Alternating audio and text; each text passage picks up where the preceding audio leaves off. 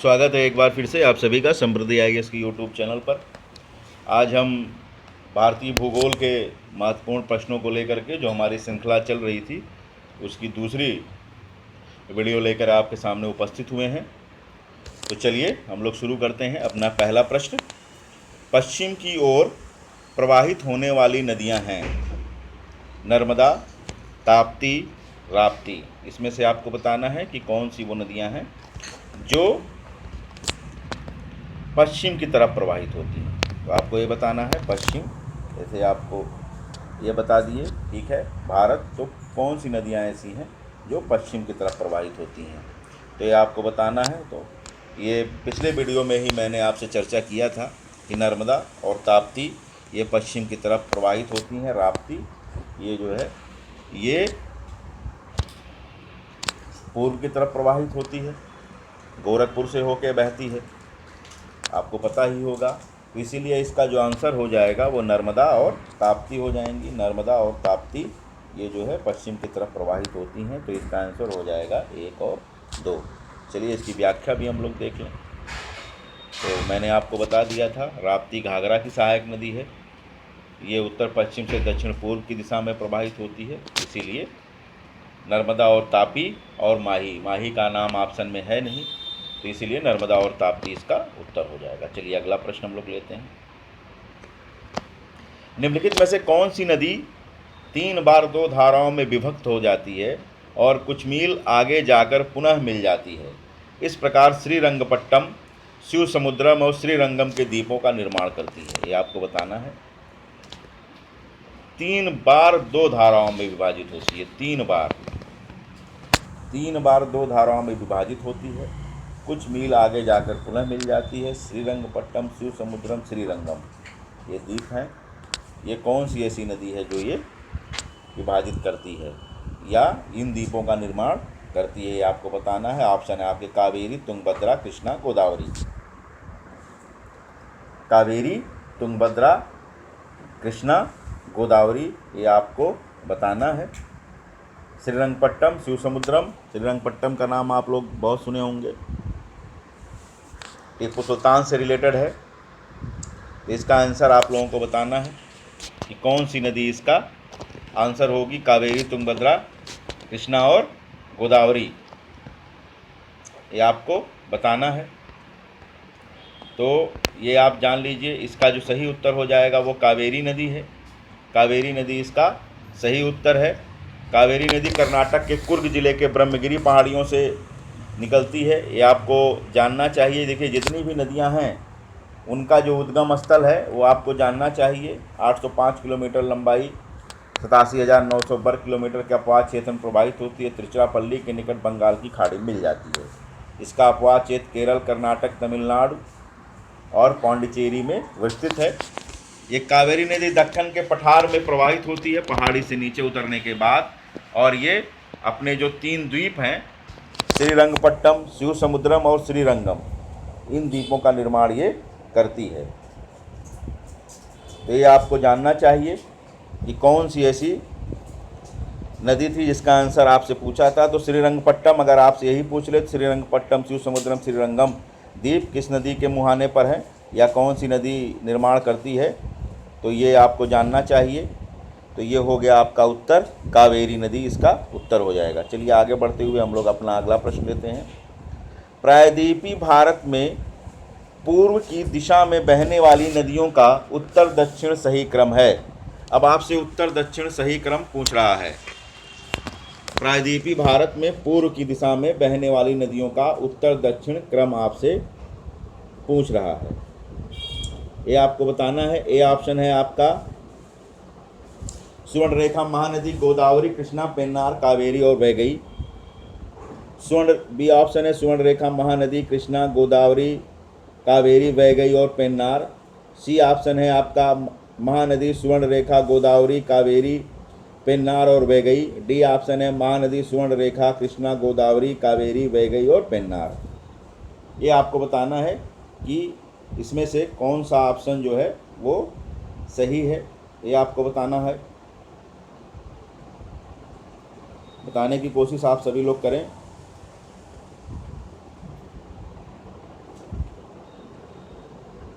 तो इसका सही उत्तर क्या हो जाएगा? इसका सही उत्तर जो आपका हो जाएगा वो हो जाएगा सुवर्ण रेखा महानदी गोदावरी कृष्णा पेन्नार कावेरी और वैगई। वैगई नदी है लास्ट में नीचे बहती है, तो इसका जो ऑप्शन हो जाएगा प्रायद्वीपीय भारत में पूर्व की दिशा में बहने वाली नदियाँ जो है, ये आपसे पूछ रहा है पूर्व की दिशा में बहने वाली नदियों का उत्तर से लेकर दक्षिण का क्रम बताना है। पूर्व की दिशा में बह रही हो, उत्तर से लेकर दक्षिण का क्रम आपको बताना है। तो ये ऑप्शन आपका हो जाएगा ए ऑप्शन, स्वर्ण रेखा महानदी गोदावरी कृष्णा पेन्नार कावेरी और वैगई। एक लाइन से नदियां हैं उत्तर से लेके दक्षिण तक, ये ऐसी नदियां हैं जो बहती, इनका क्रम है स्वर्ण रेखा महानदी गोदावरी कृष्णा पेन्नार कावेरी और वैगई। ये चीज़ें ध्यान में रखिएगा। तो स्वर्ण रेखा सबसे उत्तरी भाग की नदी है और वैगई सबसे दक्षिण भाग में प्रवाहित होती है। चलिए अगला प्रश्न हम लोग लेते हैं। पूछ रहा है निम्नलिखित कथनों में से कौन सा एक सही नहीं है। तो जब इस तरीके से प्रश्न पूछे तो आप लोग ध्यान से पढ़िएगा, सही नहीं है। ए महानदी का उद्भव छत्तीसगढ़ के पठार से होता है। बी गोदावरी का उद्गम महाराष्ट्र में होता है। सी कावेरी नदी का उद्गम आंध्र प्रदेश में होता है। ताप्ती नदी का उद्गम मध्य प्रदेश में होता है।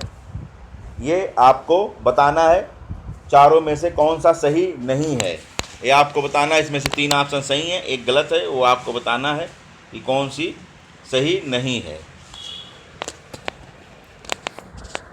तो इसमें से जो आपका ऑप्शन हो जाएगा वो सी हो जाएगा। कावेरी नदी का उद्गम आंध्र प्रदेश में नहीं होता है।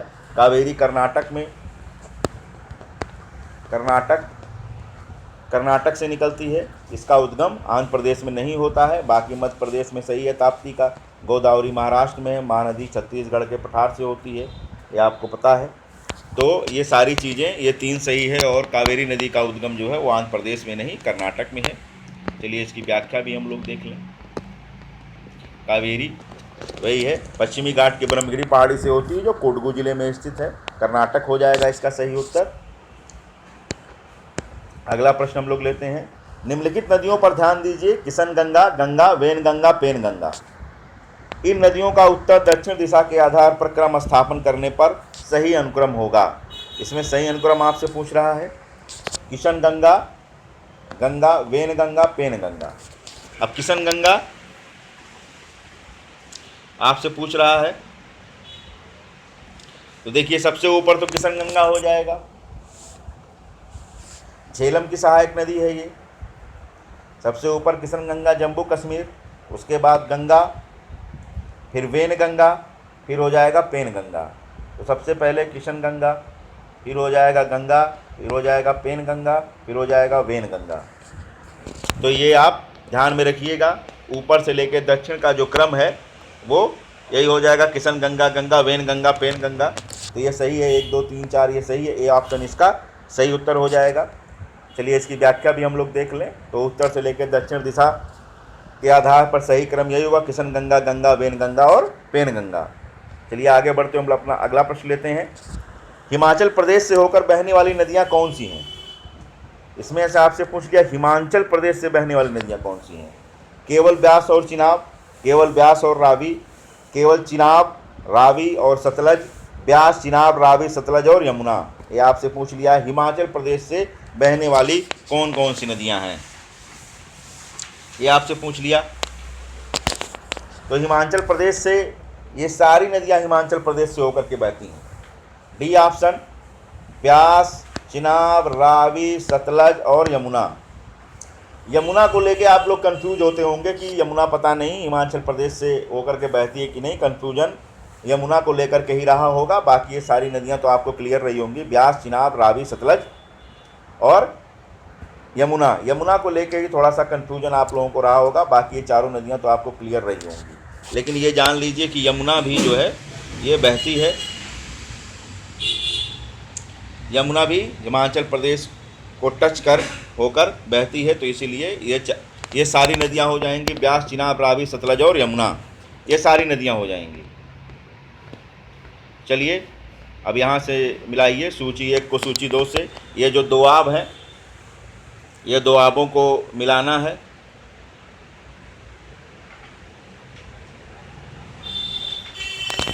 दोआबों को मिला लेना है। तो चलिए, विष्ट दोआब रावी चिनाब के बीच, बारी रावी ब्यास के बीच, रचना ब्यास सतलज के बीच, चाग चिनाब और झेलम के बीच, ये आपको मिलाना है। विष्ट, बारी, रचना और चाग, ये जो दोआब है ये आपको मिलाना है। तो जो आपका विष्ट दोआब हो जाएगा, विष्ट, ये हो जाएगा ब्यास और सतलज के बीच, ब्यास सतलज के बीच। नाम से स्पष्ट है विष्ट, तो विष्ट ब्यास और सा से सतलज, तो विष्ट जो हो जाएगा ये आपका ब्यास और सतलज के बीच।